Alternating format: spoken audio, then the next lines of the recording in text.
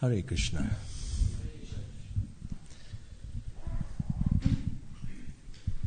Thank you for coming, attending the topic of book distribution class. Where is everyone gone this morning? Oh, there's some initiation program over there. So we will... Today will not be any formal Bhagavatam or Chaitanya Charitamrita, but there will be a few words of encouragement. I don't even want to say inspiration, because I am the one to seek inspiration from all of you. But hopefully we'll say something which will intrigue you to get the book bag and go out and distribute a few books on behalf of Srila Prabhupada.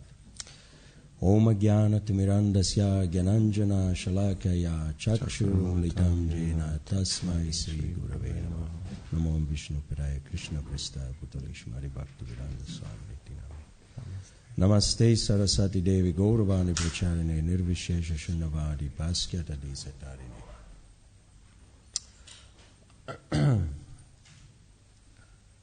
I'll be talking for half an hour, and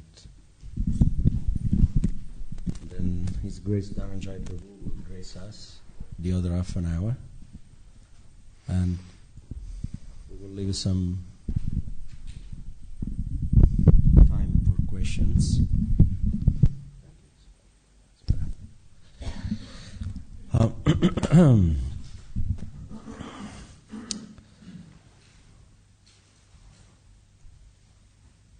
As we know, the greatest yagya for Kali Yuga, it's a Sankirtan yagya, the greatest sacrifice, the greatest tapasya. And very often people, they want some fruit, or they want something, they want some gain, but without going through sacrifice. Everybody likes the shortcut. But we see also in Krishna consciousness, we would like to have spiritual advancement. Everybody likes that. That's why we are here. We want some gain. We want spiritual advancement to go close to Krishna. And we would like some knowledge. We like very much some effulgence, purity, tolerance, compassion, all the good qualities. If we were not attracted to these good qualities, we wouldn't be here. And when I joined, I saw all those qualities into the book distributors. I'm not saying that all the others, anyone who was engaged in preaching work, giving Krishna to others, they have those devotees, they have a special light. They're empowered by all these beautiful qualities. So, and we think, oh, I would like to have all these things. But there's a little price to pay, and that is the yagya, the austerity. As we know, all the beautiful things, good qualities, they great inspirations, great realizations, they only grow in the field of austerity, tapasya. Just like miseries and suffering, they grow in the field of enjoyment, isn't it? If you want to enjoy, that's what you're going to get. You're just breathing suffering. And people sometimes, they scratch their head and they wonder why they're suffering. It's because they've been engaged in— So that's the sacrifice for Kali Yuga, austerity, and amongst all the type of tapasya that we have in every religion, the tapasya of going out and confront a non-believer or someone who is sleeping, someone who is in forgetfulness of God, that is the greatest tapasya. Why? Why is the greatest one? It's the most difficult thing to do. Even more than Harinam, believe it or not. Harinam, there is no confrontation. You just go in the street, you chant and dance in ecstasy. But there is no confrontation with any. You don't have to try to convince anyone. It's nice, very nice program. Prasada distribution is also good. You purify people who are hungry, they get some purification. But to give out the knowledge of God, you have to, it's a one-to-one thing, or preaching to the audience, or like Prabhupada used to do, he would do everything. He would do the Harinam under the tree and would distribute some prasad, but then he would take the pain of talking and giving out his books to the initial devotees who helped him. So this austerity of book distribution, it is actually the crown jewel of all the activities in every religion.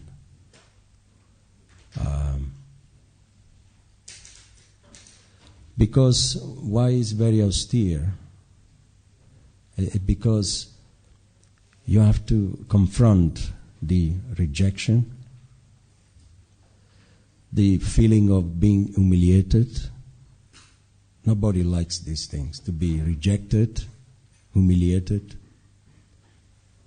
If you try to approach someone, very often, you'll go and get a job. Or you'll get, you religions, you are the root cause of all the wars in the world. You will get blamed. And so many flowering words they offer you, ending with off. You get very some people they just blaspheming you, and you're forced to actually hold a blade of grass in your mouth. Either you give it up and just go back to the temple and do some deity worship, chant Hare Krishna, clean the temple. This is also nice, these things. But the front line, preaching, it requires courage. And when you hold a blade of grass in your mouth, it's from that blade of grass that all these beautiful things are born, namely patience, compassion, tolerance, humility, austerity. It doesn't come like that by chance. You just get up in the morning and just by chanting. It's nice to chant, and to self-realize ourselves. That's good. But if we want a speedy advancement, then preaching is the one. That's why Srila Bhaktisiddhanta, he would say, preaching, one who preaches, he has a life. And you can set a life into the heart of everyone also, whoever you meet. And by doing that, by doing book distribution, then, you develop all these things with the price of pain, price of tolerance, the price of determination. And until to the point, then you wonder, why am I doing it? If people, they're all negative. But it's not a fact. These books, they have their wings on their own. They're already, on each book there is a name of the person where it's supposed to be destined to. It's just like a how do you call it, the kite flyer? How do you, the children, they play with it? What is it called? No, the kite. Yeah, that's the one. The kite books. They're like transcendental kite. You know, they actually they go with the wind and they guide. You know, the child. They've got their own way. You know, how to go higher and higher.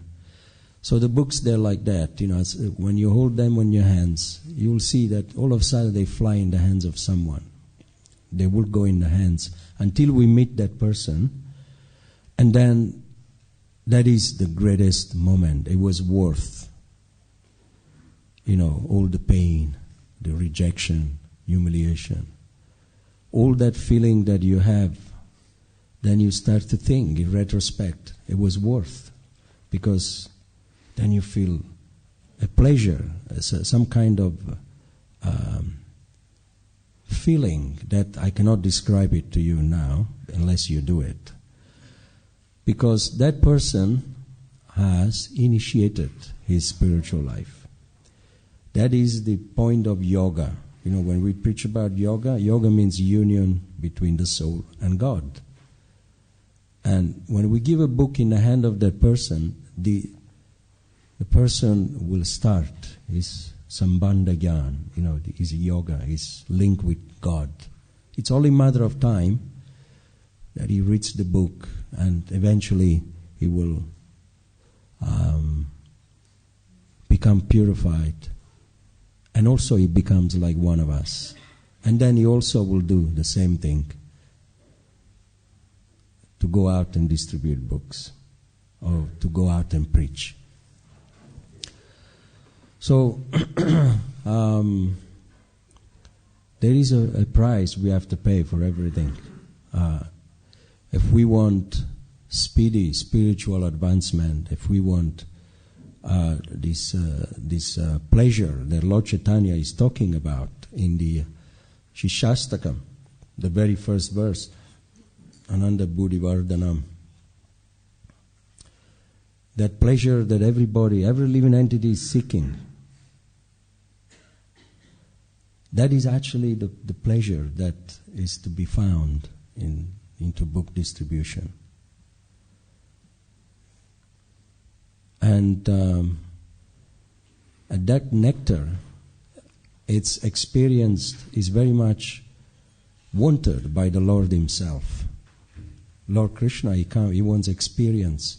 What is this act of giving? What does He feel when you give something, love, to someone?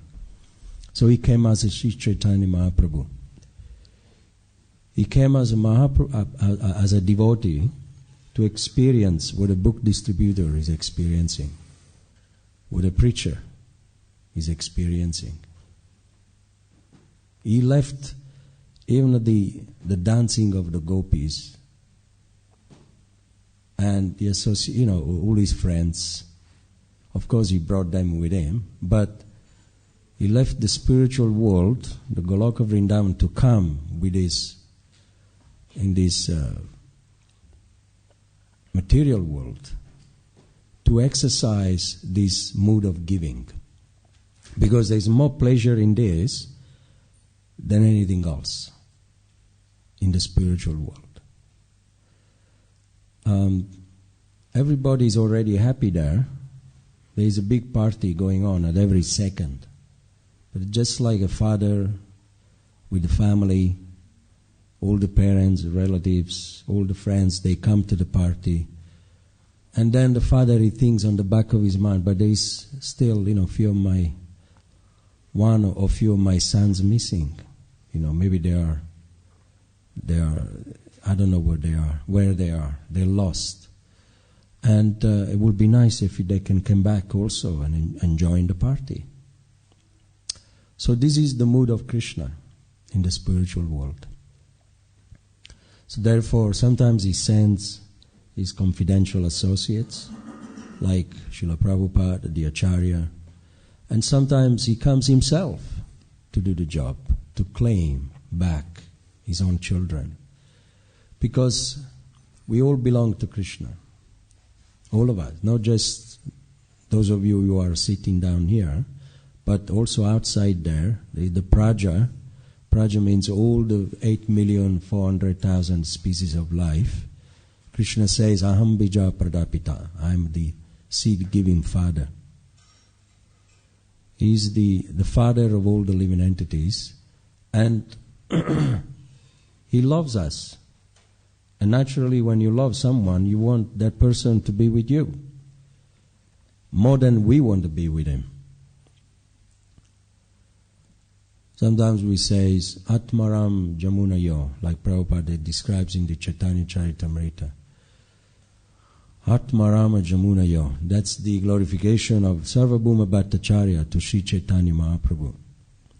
That you are supremely satisfied. Atmarama means you are satisfied, and Jamunayo, very peaceful. But then again, still, Prabhupada makes a comment, still, he's not fully satisfied, Krishna. There is one thing missing, and that's us. The only thing he wants, he's always angry, is the love of his lost devotees. That's the only thing he's missing. Everything else, he's got everything. So that's a beautiful thing, isn't it? It's a very nice thing, to be wanted by God. It's not that we have to work so much to be accepted by Him. He's already accepted us. Even if we are big rascals, we commit so many sinful activities, He still loves us. There are different degrees of love in this world. That there is. I was reading somewhere one of the acharyas comment that one who's that describes the position of God, why He is God and we are not God, because He could do something that we cannot, and that is that He can love even if He's hated, even if He's greatly hated, still He loves. There is only love to be found in God.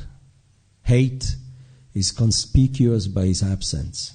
It's like the shadow of God. The Virat Rupa carries the shadow of Krishna. The back of God represents ignorance, hate, envy. All these things, they're also from God, but not from the Supreme Personality of God, but from His shadow, because He creates everything. But the living entities, what they do, they identify with these emotions, with these things which are illusions. They are temporary. So different degree of love are that you have a materialistic person, it's higher than the impersonalist. Because the materialistic believer, he wants to be loved, but he doesn't love. Materialist means I want. Not just objects, but also, emotionally is very needy. And the impersonalist is the lowest one. Why? The Mayavadi. Because, they don't love, they don't hate. There is no feeling in them. And that's why they're very boring. And they negate. There is no God. We are all the same. So there is no emotions. It's a very passive consciousness. Impassive consciousness. But higher than the materialist is the neophyte spiritualist. Those who start the spiritual life, a kanishta, because he wants to be. He only loves. Jai Shishi Radha Gokulananda ki jai. Sitaram Lakshmana Manji ki jai. Gaurnitai ki jai.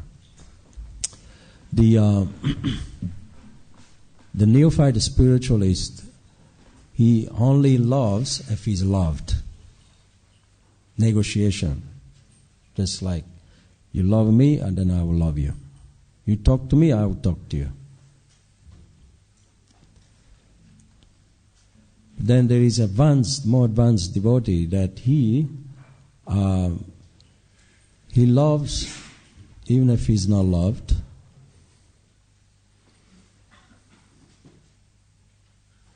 And then you have, that's like an uttamadhikari. He loves that even if he's not loved. But then there is the position of Krishna, that he loves even if he's hated. Because it is very difficult, even no matter how advanced you are, it's very difficult to love if someone hates you. Of course, there are some exceptions. There are some, like the motherly love. Even if the child hates the mother, sometimes you get mothers, they still carry on loving. Because, that's a natural thing. But the thing is with Krishna is that just like Hiranyakashipu, Hiranyaksha, if you read in the first canto, they swore at him, and who were they? The giant Vijay, very dear devotee of Lord Vishnu. They were swearing at the Lord and kicking him, and with a club, they were chastising him. But the Lord, he felt very happy, because at least, they are better than the impersonalist. They are addressing me as a person. And Srila Prabhupada, he makes a comment, that's all temporary. Because by being killed by the Lord, they will become purified. And then eventually they will come to their senses again. So when akama sarvakama moksha kama udarati, no matter how we approach Krishna, with hate, with love, with lust, with material desires, whichever emotions we have, he will accept it. And he will reciprocate accordingly. Someone approaches the Lord with violence, then he will reciprocate with we get purified by the violence. Whatever emotion we use towards God, accordingly he will. You want to fight with him, he will fulfill your desire. He will fight with you, but then you'll get purified. But devotees, of course, we love him in a favorable way. That's what Rupa Goswami. So if he loves, someone who hates him, what to speak? How much he loves someone who is, loving him. And amongst all those lovers of Krishna, some of them they want to enjoy with him. And that's fine. Some of them they want enjoy in the party. Some of them they want to clean the floor. Some they want to worship him. But amongst all those, there is a particular lover that he goes away from the Lord, from Krishna. He goes away from the temple and said, no, let me bring back all those whose my father is missing. Those that my father is missing. That's why he's the greatest savior. That's what Srila Prabhupada did for us. He left Vrindavan. He was having a darshan and communion with Srila Rupa Goswami almost every day. He would take prasad and he would have a darshan of this great personality. And he was writing, he was very in bliss. There was nothing that Srila Prabhupada needed. He could have died in Vrindavan, go back home, and that's it. But no, what did he do?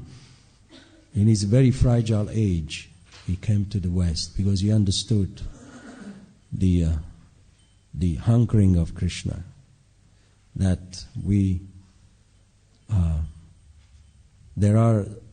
if this world is not saved, then who's going to save it? So he came also on the order of his spiritual master. And he delivered all of us. And how do we repay Srila Prabhupada? By doing exactly the same thing. It's very nice. So it's nice that time to time, whatever service we are doing, to go out to distribute a few books. It was nice the other day. I was going to Watford and I saw Taruna Krishna Prabhu and the German devotee. Simon. They were blissful. It was very gloomy, very like a dark day, but people, they were all miserable, and everybody had a huge mind holding on their lap the mortgage. You could read the horror of the people rushing because they have to go and make some money to pay the bills. So everybody was sad, on that day. And but then I saw two beautiful faces smiling with the books in their hands. And these devotees, they also have other services, but still they go out distributing books. And I said, I wish I was in the consciousness of this devotee, but I was doing something else. I was doing some banking. And then they asked me to distribute some books with them, which I didn't do any. But it was nice because I could taste, their consciousness. I said, tomorrow I'm going to dive into that. And we do it every day. We experience, this rasa every day. So there are devotees who have tasted, this ambrosia of book distribution. And they look forward for the marathon, very excited, like Sutapa Prabhu every year. There's a Sridham for 28 years, 25, 20 years, Premanava. But you could see what is the secret for them going out every single day. The secret is the taste. They don't do it because of show off. They don't even do much, if you wonder, but it's the fixed endeavor, the fixed drop. It's like the call of nature. The body needs to go for breakfast and needs to go for lunch to maintain your body. So the soul also, it needs to be maintained. And the book distribution is a beautiful preaching, is a beautiful service to preserve and maintain the soul healthy. It's the calling of nature. If you don't preach, you feel drying up. You feel dead. What's the point? Coming to the temple, hearing class every day. But if you don't get inspired to do something, to take off a little bit of the burden from the shoulder of Sri Chaitanya Mahaprabhu and Srila Prabhupada, otherwise what's the point of being here? So therefore, we have devotees, senior ladies, they've shed so much blood in the past. Because in the past there were no Indian program, the patrons, there was no Gujarati around. If you see all the pictures of the old days, there was Srila Prabhupada and his disciples. But if you can imagine Srila Prabhupada, would come, he would appear now, and we would have a walk in the field. There would be Srila Prabhupada, his disciples, and all the Gujarati congregation and community. Everybody will be following Srila Prabhupada. But in those days there was no support. And what was the support? Just they were going out on books. You could see from that book distribution, we have preserved and maintained everything. This temple, was given by George Harrison, but also the George Harrison printed the books, the Krishna book, for us to maintain this temple. So Street Temple, Berry Place, was maintained solely with this yagya. So it's multi-purpose. Of course, now we don't need much money anymore, that's a fact. But still, it doesn't mean we should give up the preaching. Actually, we should increase more book distribution, because by the grace of book distribution, of preaching, we have gained all these donations, all these supporters, manpower, everything. So therefore, as a thank you to Krishna, let me increase my preaching, my book distribution. Because that's really the main purpose of ISKCON. There is 7 purposes. The very first one is to systematically propagate the science of Krishna consciousness in the form of these books, Harinam, Prasad distribution. So I will close here myself, and I will encourage everyone to please do little something for the coming marathon. It's very enjoyable, and don't worry about, so many no or rejection you get from people. You could do door to door, or you could do you could give books to friends where you work. You could do books. You could go out in the street with the devotees. They'll train you what to say, what to do. And there is a way how to give out books and get donations legally and enthusiastically. It's just a matter of of enthusiasm. How much really you want to do it. I personally cannot force anybody. I don't even force myself, because forcing, it's like it won't work. You will end up with a bad taste in your mouth. I used to force myself to go out in the pub, but that is not a good idea. It has to be spontaneous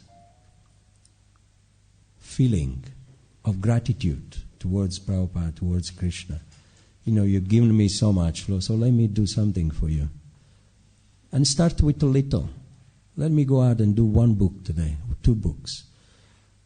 That's very purifying. You're making an impact on the existence of everyone, an impact in even if it's 1 person, you go there, you distribute 1 book, the whole the atmosphere becomes purified. That place is the yagya, more than the worship that is going on in the temple. Much, much more. Because you're bringing someone close to Krishna. That's the greatest yagya. So I'll stop here. So please try to make an endeavor, and you will see the fruit, which is very nice. Thank you very much.